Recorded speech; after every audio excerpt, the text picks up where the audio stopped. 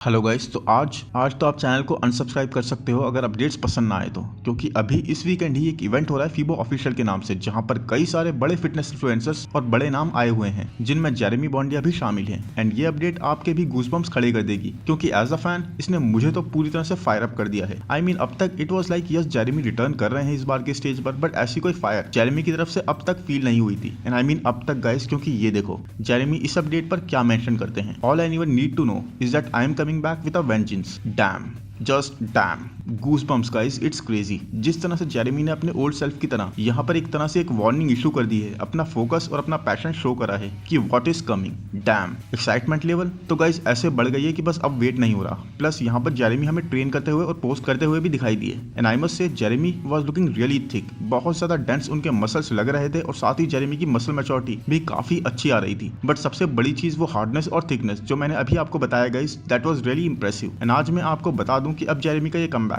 Is one two watch. ये बहुत ही crazy होने वाला है, क्योंकि सिर्फ इस एक लाइन में जेरेमी ने इतना बोल दिया जितना जेरेमी ने 2 साल में नहीं बोला इस रिटर्न को लेकर। एंड ये है रामोन डिनो की एक बहुत ही बड़ी न्यूज। 14 अप्रैल रामोन डिनो के लिए बहुत ही बड़ा दिन था, क्योंकि उनको एक बेटी हुई है 14 अप्रैल को। Yes guys, Ramon Dino is now officially a father. और अपने इस पोस्ट में रामोन बता रहे हैं कि he is really happy, and अब उनकी फैमिली एक कंप्लीट फैमिली बन गई है। तो कांग्रेचुलेशंस टू रामोन डिनो। और रामोन डिनो की बात हो और फिजिक अपडेट ना आए, ऐसे तो हो ही नहीं सकता। सो गाइस, रामोन डिनो ने आर्नोल्ड क्लासिक की प्रेप फाइल से अपनी ये फिजिक अपडेट पोस्ट करी है, और इसके कैप्शन में बोला है कि the goal is to overcome this condition. तो रामोन अब इस कंडीशन को बीट करना चाहते हैं इस साल के मिस्टर ओलंपिया के लिए। आई मीन जैसे ये लग रहे थे स्टेज पर आर्नोल्ड क्लासिक के, और इन अपडेट्स में this is one hell of a goal. बस एक ही चीज रामोन के अगेंस्ट जाती है गाइस, और वो है वेट रेस्ट्रिक्शंस, क्योंकि रामोन का frame is not limited to size. जैसे इनके मसल्स हैं उससे इट इज वेरी क्लियर कि इजीली रामोन अभी भी बहुत ज्यादा साइज ऐड कर सकते हैं, उनकी body allows it. But weight restrictions की वजह से Ramon can not do it, और इसीलिए रामोन इस एक चीज में प्रोग्रेस नहीं कर सकते। बट इवन देन गाइस, अभी तो मैं किसी को नहीं देखता रामोन डिनो को सेकंड प्लेस के लिए बीट करते हुए। Yes, Urs can,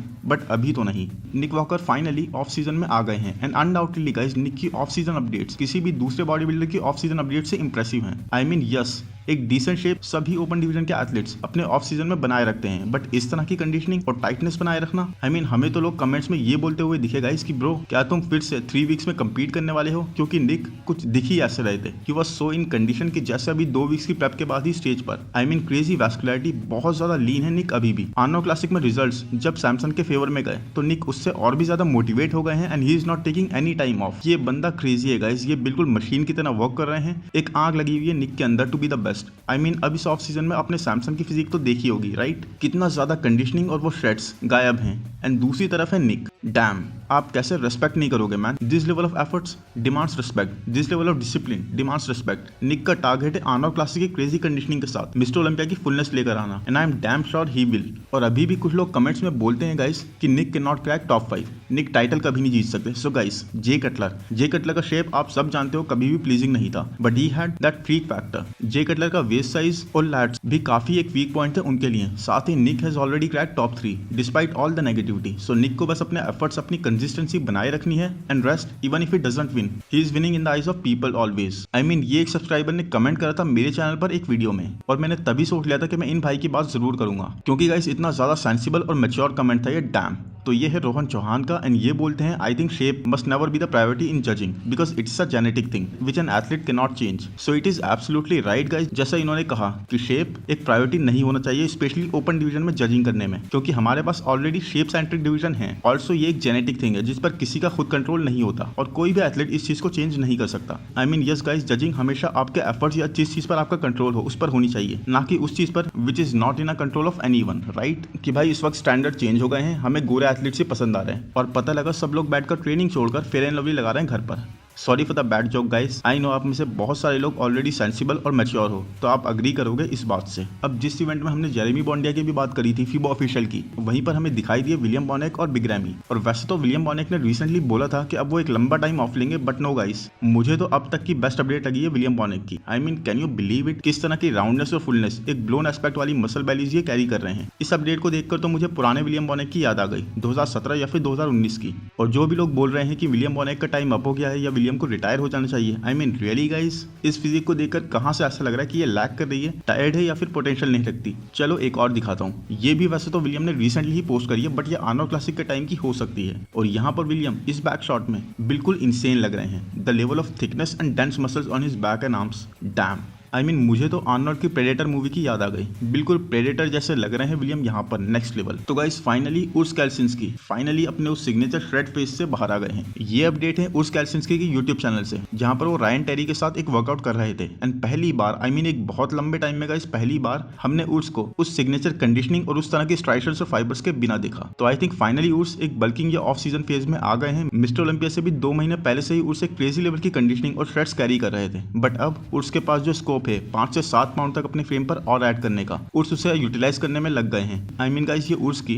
worst conditioning है। एंड यहाँ पर मैं पूरी तरह से सार्कास्टिक हूँ, क्योंकि गाइस इवन इस सो कॉल्ड वर्स्ट कंडीशनिंग में उर्स लाइट ईयर्स अहेड है। एंड इस पोज में तो डैम लेवल फाइबर्स विजिबल हैं। I mean what can we expect, he is a miracle bear. Last 2-3 weeks में बहुत ज्यादा हेडलाइंस में बने रहने के बाद ये है स्टेफन की latest updates. And it's like इनकी फिजिक में हर वक्त इतने ज्यादा फाइबर्स विजिबल हैं गाइस की प्रेप के बाद स्टेज टाइम पर स्टेफन कैसे लगेंगे, ये तो सोचने में ही बहुत अमेजिंग है। जिस तरह के आर्म्स की और राउंड शोल्डर्स की फुलनेस स्टेफन की लग रही है, काफी ज्यादा रामोंडिनो की तरह ही। एंड ये एक्चुअल में आई मस्ट से एक बहुत बड़ी थ्रेट है even for Ramondino. Look at the proportions guys, किस तरह की सिमेट्री है मसल्स की, बहुत ही ज्यादा defined and balanced, plus crazy roundness and fullness, और फाइबर्स तो हर वक्त विजिबल। बहुत ही classic look. But guys Stefan की अभी की ये फिजिक वेट कैप से कम 30 पाउंड ऊपर है, which is going to go against him. I mean ये अभी बेस्ट लग रही है, बट 30 पाउंड लूज करना हर एक बॉडी पार्ट से काफी मसल जाएगा, क्योंकि लीन ये ऑलरेडी काफी है। तो कई लोग बोल रहे हैं कि इनको 212 में कम्पीट करना चाहिए, which I feel is not the right thing, क्योंकि स्टेफन की फिजिक बहुत ज्यादा क्लासिक लाइंस कैरी कर रही है। And he has insane proportions. Classic division में ही ये बहुत ज्यादा अच्छा करने का पोटेंशियल रखते हैं। बट लेट्स सी गाइस, वो 30 पाउंड लूज करने के बाद क्या हमारी ओपिनियन स्टेफन के बारे में चेंज होती है? लास्ट ईयर के मिस्टर ओलंपिया में 9th प्लेस पर प्लेस होने के बाद इस साल के आर्नोल्ड क्लासिक में एलेक्स ने सबको इंप्रेस कर दिया अपनी क्रेजी एस्थेटिक और क्लासिक स्ट्रक्चर के साथ, पूरी तरह फील्ड और कंडीशन आकर। आई मीन 3rd प्लेस पर सब माइक सोमरफील्ड को एक्सपेक्ट कर रहे थे, but Alex was on fire on that Arnold Classic stage. And classic physique के स्टेज का कंपटीशन और भी तगड़ा हो गया है, क्योंकि एलेक्स की फिजिक बहुत ज्यादा इंसेन है। ये है कुछ लेटेस्ट अपडेट्स एलेक्स कैम्ब्रोनीरो की। And look at him guys, किस तरह की सेपरेशन, किस तरह के फाइबर्स हैं, पूरी तरह से पील्ड, डैम,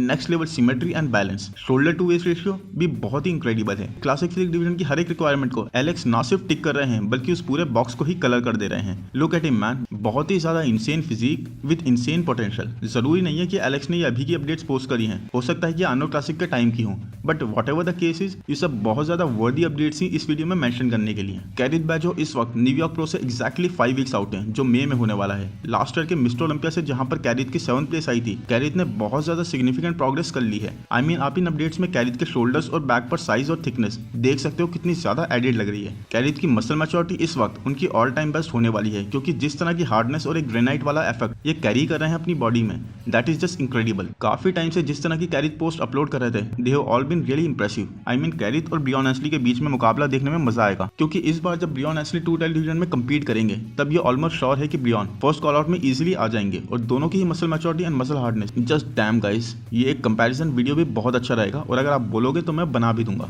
एंड गाइस ये है लेटेस्ट अपडेट गुड वीटो की, जो अभी एक इवेंट में रॉली विंकलर से मिले। And it was a special movement. I mean yes, really Winkler हमें काफी ज्यादा डाउनसाइज लगे, वरना गुड वीटो तो उनके आगे दिखते भी नहीं। But Goodvito insane guys, मजा ही आ गया गुड वीटो को फ्रंट डबल बाइसेप हिट करते हुए देखकर with Roelly Winklaar. But guys wait, अभी 5 दिन पहले ही गुड वीटो ने पोस्ट डाला था कि एज अ प्रो अब मिस्टर ओलंपिया की क्वालिफिकेशन के लिए कम्पीट करने का प्लान कर रहे हैं, और सितंबर उन्होंने डिसाइड करा है टू कम्पीट। तो हियर इट इज गाइस, सितंबर में गुड वीटो का प्रो डेब्यू, एक्साइटिंग राइट। साथ ही गुड वीटो ने ये भी बताया इस पोस्ट में कि गुड वीटो इस वक्त वे कर रहे हैं 125 किलो, और वो अपने लिए एक कोच और एक टीम को ढूंढ रहे हैं। अब गाइस कोई भी टॉप लेवल कोच डेफिनेटली इस पोटेंशियल वाले एथलीट के साथ वर्क करना चाहेगा, बट सबसे बड़ा इशू जो किसी को भी ऐसा करने से रोकेगा वो है गुड वीटो का लैंग्वेज बैरियर। और अभी recently body building and BS channel के क्रिएटर निक ने भी यही बात करी थी कि कोच, टीम और एथलीट, इन तीनों के बीच में प्रॉपर इंटरेक्शन होना इज वेरी वेरी इंपॉर्टेंट। आप एक ट्रांसलेटर रखकर भी उस गोल को उस तरह से हिट नहीं कर सकते। यस, लैंग्वेज बैरियर हमने पहले भी देखा है कई सारे एथलीट्स में, बट उनकी लैंग्वेज में ट्रेन करने के लिए टॉप कोचेस अवेलेबल थे। बट गुड वीटो के साथ बीइंग अ रशियन, ये एक बहुत बड़ा इशू है, और साथ ही गुड वीटो थोड़े से भी फैमिलियर नहीं है इंग्लिश लैंग्वेज के साथ। So let's see how it goes, but September mark the date guys. तो गाइस अभी कल ही आर्नोल्ड क्लासिक साउथ अमेरिका हुआ है, और यहाँ पर ये शो जीतकर बहरोज तबानी ने जैसा उनसे एक्सपेक्टेड था मिस्टर ओलंपिया 2023 के लिए क्वालिफाई कर लिया है। जब ये स्टेज पर आए थे तभी पता लग गया था कि he is taking the qualification. सबको ही बहरोज ने आउट मसल कर दिया था, ही वाज ह्यूज। साथ ही वो freak factor and crazy level की कंडीशनिंग के साथ। Barrows was amazing. सेकंड पर प्लेस करा वेलिंगटन ने, जो आई थिंक अच्छे कंपेटिटिव थे कंडीशनिंग वाइज, तो बस साइज में ही was being beat by a big margin. Plus posing का इशू थोड़ा सा लग रहा था, but Barrows was on fire guys. He was huge, he was hard and he was really good condition. And I hope guys video आपको पसंद आया होगा। पसंद आए तो प्लीज लाइक कर दो, चैनल को सब्सक्राइब कर दो, नोटिफिकेशन बेल को दबा दो, इंस्टाग्राम पर भी फॉलो कर लो। Thank you, bye bye.